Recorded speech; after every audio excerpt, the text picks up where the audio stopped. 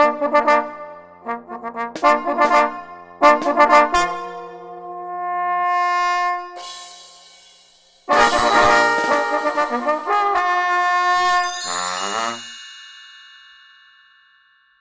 Lloydminster, in the heart of Alberta and Saskatchewan, you'll find a growing community, a community driven by spirit and cheer. However, in the time between October and April, a virus seems to inject itself into the city. Winter. During this time of beauty and danger, proud Lloydminsterites are thrown into a life of plugged-in cars and unlimited snow. How do these people deal with the hardships that seasonally disrupt their leisurely lives? You need to, skin a coyote. I'm just kidding, no. I've been seeing this trend lately. They deal with hardships by engrossing themselves in style, in winter clothing. I like to put on multiple layers, some of which could have, fuzzy sweaters. You should probably wear toucan mitts because you're gonna freeze. My boots, my mucklucks, all that kind of stuff. I absolutely need my jacket to have a coffee holder. Otherwise, I will not buy it, Or really anything soft. Because our winters here are brutal. Ridiculous winters. Hats, gloves, jackets, boots, everything from Columbia to Uggs. The fashion scene in Lloydminster hits a boom period at this time and seems to engulf the culture. But why is this? Why is there such fascination for the trend that really only exists out of survival and necessity? It's important. If you don't stay on top of fashion, what really is the point of even going outside? There's definitely trends that you see every year. Something probably having to do with the fashion scene, or I'm not all into that kind of that sort of deal. I think people kind of have to fill their lives with something. People usually focus on things to forget about other things, and that's kind of a thing that we do with fashion. Especially when you're in school and stuff, everything is a fashion show. We give false importance to clothes when really we just wear them to be warm, but it's also pretty much 90% of what people see of us. I don't know, -50, you should probably dress up. -20, dress up. -10, everyone wears shorts because spring's coming early. It's true that marketing is heavily influenced and a big contributor to the fads and trends. But there must be more. Could it be that there's something hiding behind the choices of brands found in Lloydminster shopping districts? We have such great outdoor facilities which we can go and enjoy the winter at. Most people wear sneakers all year long, just because they can. You wouldn't notice it at first glance, but the different lifestyles that people have in Saskatchewan, where it's more spread out, Alberta's more industrialized, it really does affect the way we dress, the way we see style, and that's kind of important. Many of our looks is very grubby and gross. It's not a very proud thing, but it sets us apart definitely from the big cities. Here it's oil, and that's that. Is there a hidden factor that takes place, or is the consumerism in Lloydminster subject to the same marketing ploys as the rest of the world? All of our radio and all of that sucks. So it's very, very poor advertisement compared to what people see professionally. Who doesn't love shopping and buying the latest fashion, especially for winter? I love winter. It's there, so you're probably gonna buy it, even if it's not advertised, you're gonna buy it because that's what it's there. I really like fashion because it helps me prove that I am better than all the other I guess there's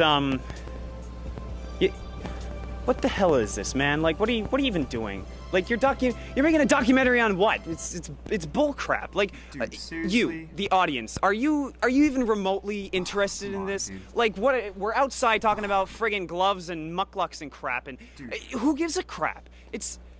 We're in Lloydminster. There's nothing here. There's no topic. There's no point of interest. You know what? To make a documentary, you need a good topic, a good theme, a character to hold back, something with gusto, something with heart. Here, you know what? Let me show you something. Come here. Hey. We're gonna go over here. Come on. Let me show you something. See, a documentary needs something with more heart, a little, more fire and passion in it. Of course, you know I'm talking about Byron Lichtenberg. Byron is the perfect candidate for documentary, and here's why. Byron Lichtenberg, not to be confused with the NASA payload specialist, is one of the most influential Cherokee, Irish, Canadian teenage actors of the last decade. This young man starred in a series of shorts, cast as many different types of roles, before he was picked up by the Kinship of United Canadians. The Kinship kick-started Byron's career, but it was his brilliant talent and passion that brought his rise to fame. A method actor from the beginning, Byron was always most comfortable when he could get into his role and really become his character. Oh my gosh, he was very passionate about his work in the beginning.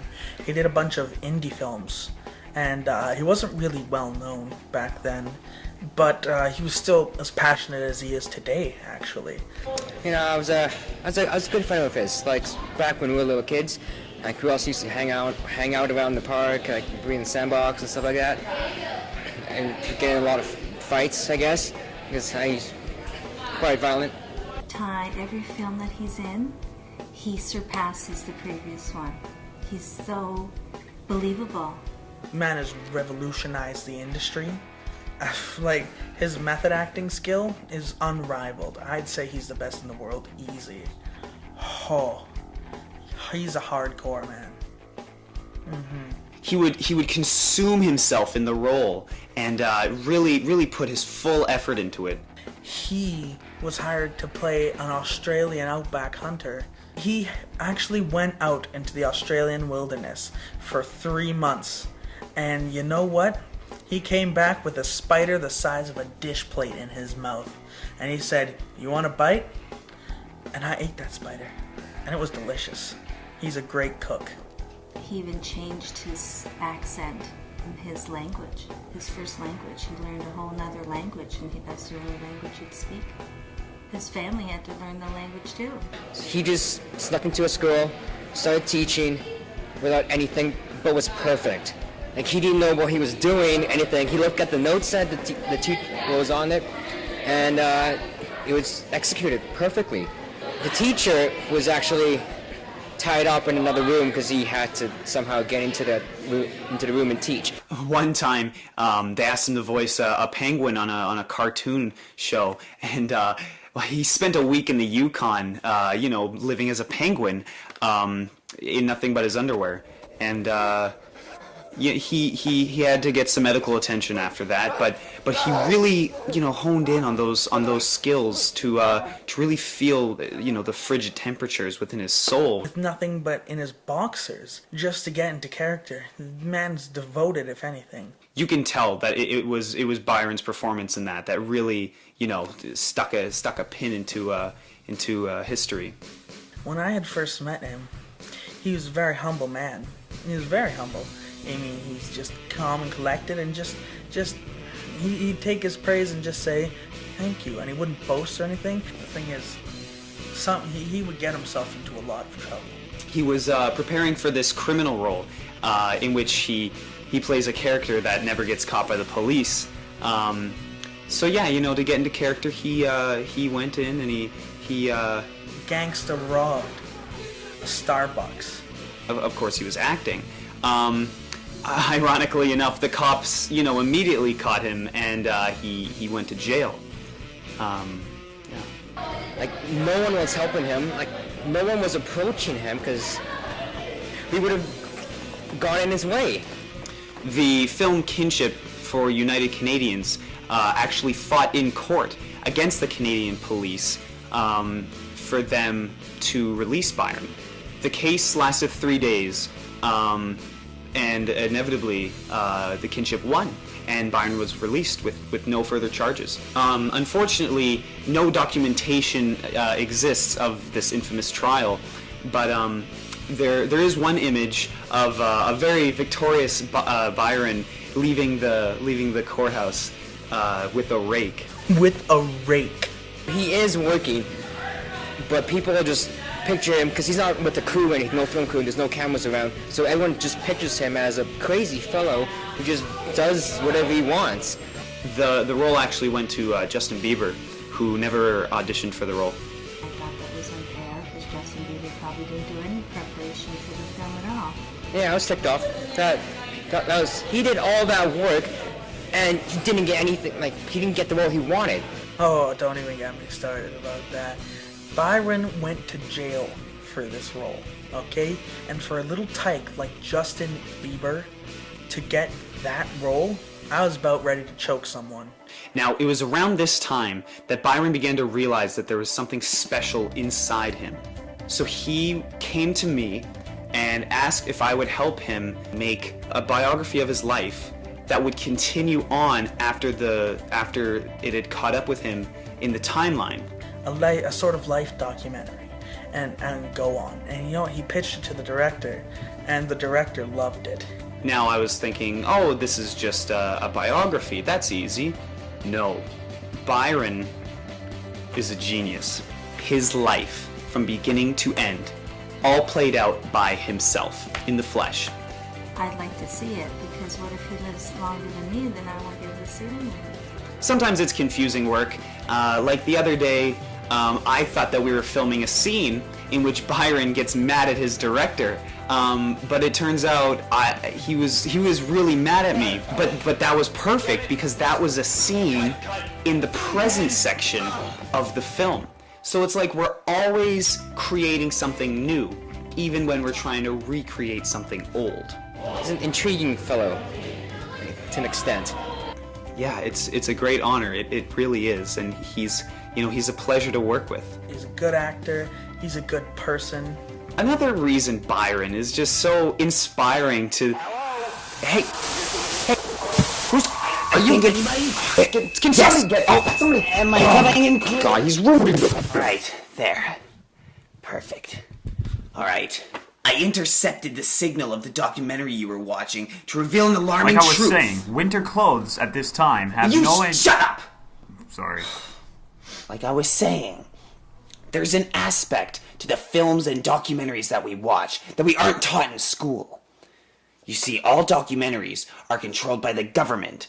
The government trying to plant little seeds of information in our minds. I've done my research. I figured it out. I cracked the code. For 2 years, I've been searching the internet, searching libraries, searching the internet, looking through all the databases, all the information, and figuring out exactly what's going on.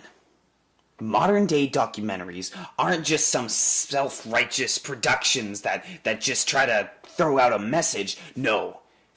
They're trying to fund companies, wireless telecommunication and financial service organizations like Apple, Twitter, OCBC, the overseas Chinese bank, Qualcomm, Univision Communications, and ExxonMobil, just to name a couple. They exploit the common public for pure revenue.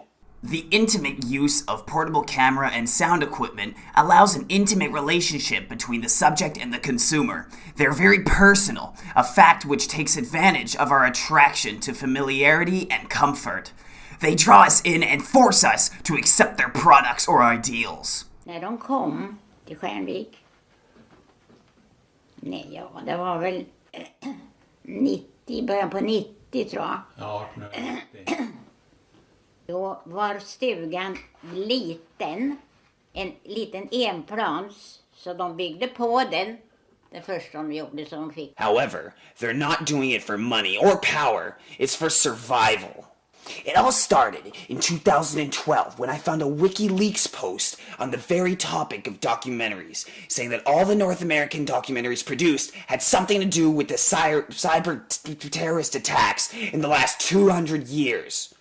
And I discovered an undisclosed bill that was never shown to the public. It allows for our political leaders to use any means necessary to produce their own messages within individually produced films and documentaries. This means that the government is using these documentaries and the internet to have our consumers' minds engulfed and brainwashed into these products that they're selling subconsciously through these films. They're trying to conform us and assimilate us into this new kind of fashion of living that has us buying and selling and buying and working for pointless revenue by providing a service only to acquire more currency to spend it on more pointlessness. It's all a big circle, and it all leads back to one thing. Ladies and gentlemen, you may find this hard to believe, but it's not actually our government that's at the root of all of this. No, sir. The culprit behind all of it is aliens. Not aliens like woo, space aliens. No. They're not from this universe.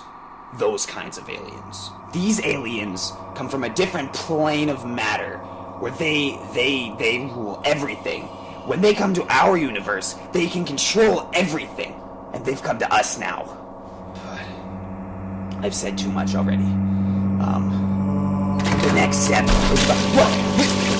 no, they're taking me, no, please, stop!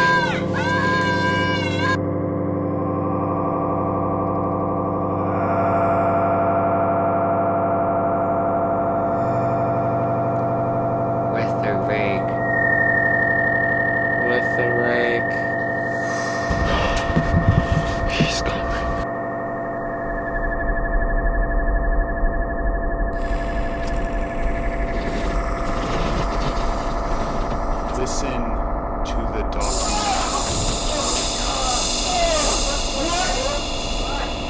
Where am I? Who are you? Oh my God!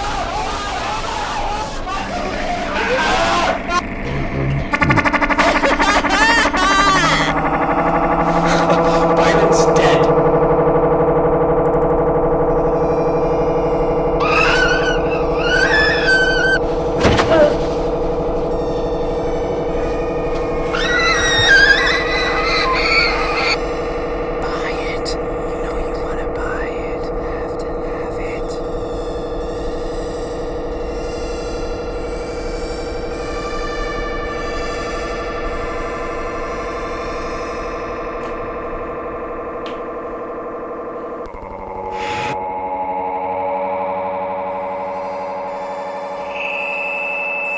Translated into human English. I am Turk. I am what your species may consider a god. I have come to bring a new insight to your universe. Your will is weak, and you succumb to any greater power. Prepare to be taken.